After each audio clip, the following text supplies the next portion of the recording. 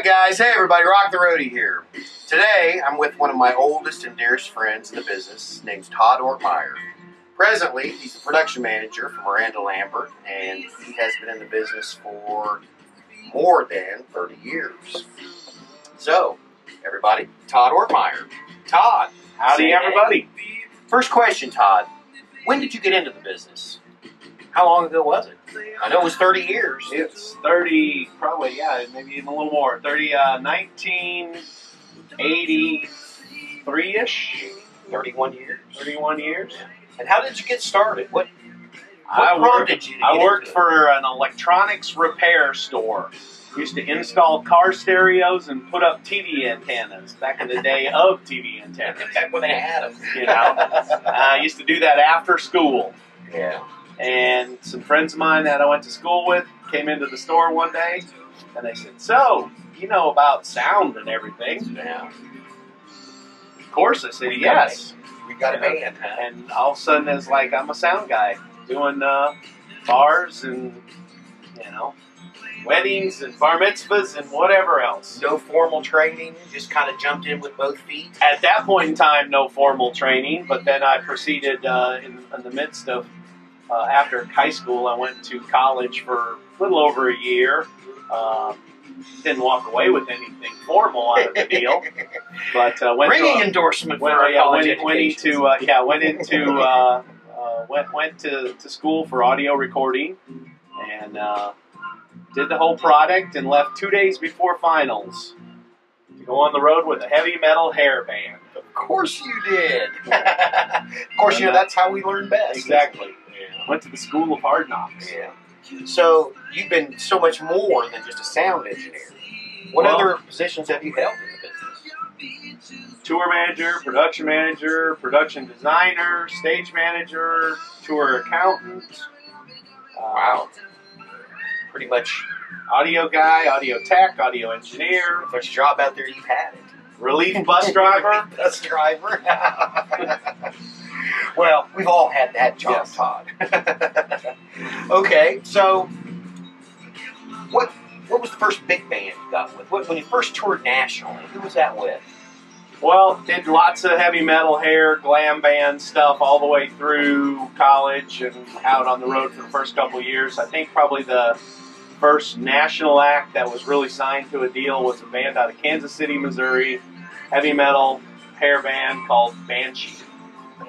It was the 80s, wasn't it? Yes, it was. And their big hit was called Shoot Down the Night. Shoot Down the Night. Anyway, we traveled around the country with national label support in a Bluebird school bus that we had converted the back half to be equipment, and the front half had mattresses and bean bags and no bunks. Just everybody had like their own little corner.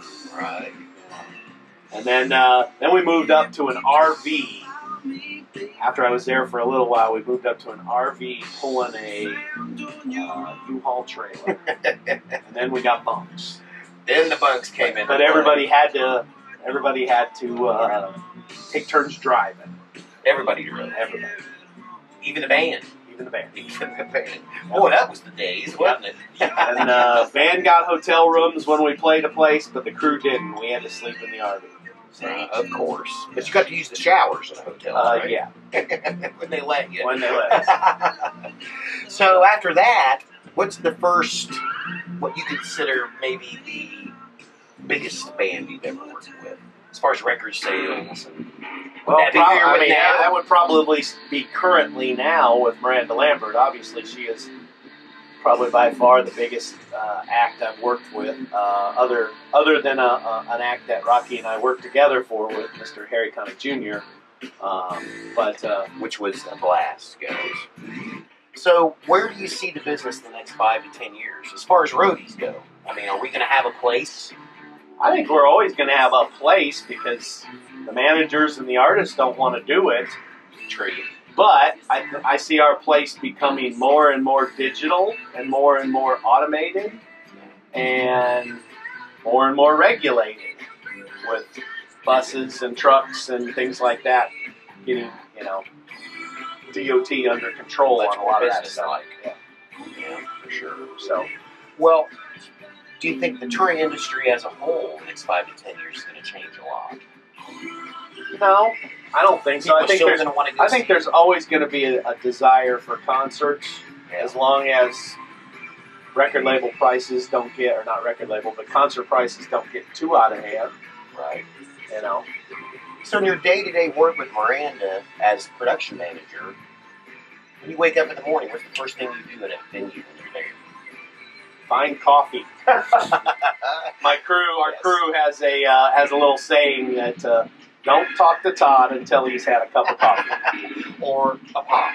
No, a cup. I'm good on a cup. They got me a cup on it. It has different lines. It says, "Don't even think about it."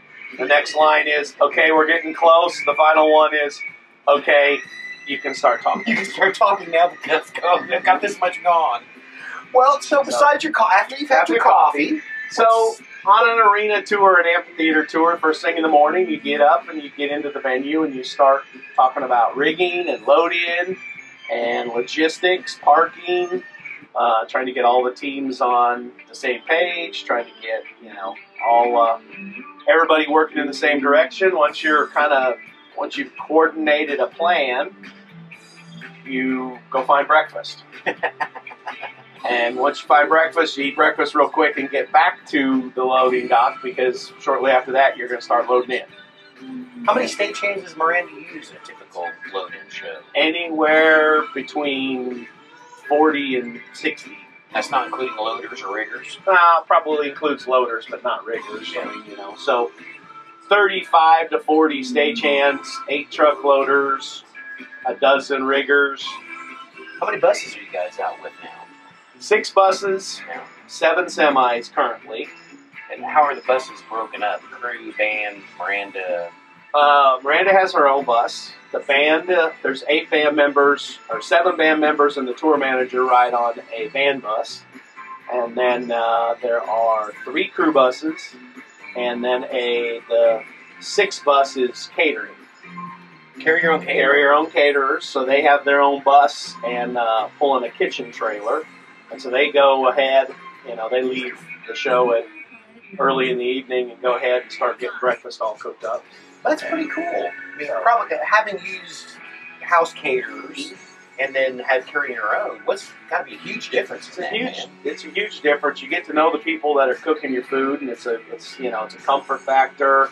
They get to know what you like, what you want, consistency with menus. Yeah. Consistency now, in Europe, we carried our own caterers in Europe, and after show food, they would always make like sandwiches and stuff like that. Is it the same kind of deal, or do you get the normal? The deal that we have worked out with them is they leave every night about 9 o'clock to get to the next city.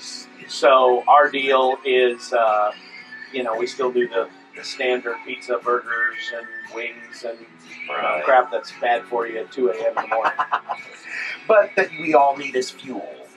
Yes. Is that part of your responsibility as production manager? Is the after show food and part of it is my responsibility. I mean, we have 2 production assistants out on the tour, and that's directly their responsibility. But it all falls under my category of duties. Sure. And that's great, dude. I can't tell you how proud I am of you. Knowing you as long as I have, you've done so well for yourself, man. I'm just proud as I can be. Yep. One last thing. If somebody was going to get into the business today, what would you suggest? And I know there's different fields, but just in general, if somebody wanted to get into the business. Run. Well, yes, I know. That's probably an We told ourselves that like 30 years ago, remember? But if somebody wanted to, I mean, would you suggest a school or just try? Back when I got in, I just started working for a bar band. Yeah, and that's essentially the way I got in it, and then went to school. Didn't finish school, but went to school. But nowadays, there's no suggestions on where to go to school, but going to school in some way, shape, or form seems to help. Yeah. Seems to, a lot of the bigger music production schools have placement programs that'll help you get, going. But ultimately, in the long run, Rocky will agree with this, I'm sure, it's all about the network. It's all about who you know, being in the right place at the right time, keeping in contact with people.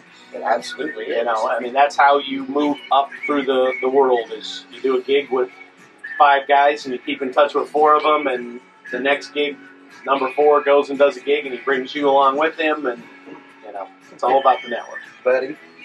No truer words have been uttered than that right there. Because this guy right here has drugged me along more than one gig with him. He's mad at me all the time because. Anyway, guys, Todd Ortmeier, rock the roadie. Love this guy. Watch for the show, man. Thanks a lot.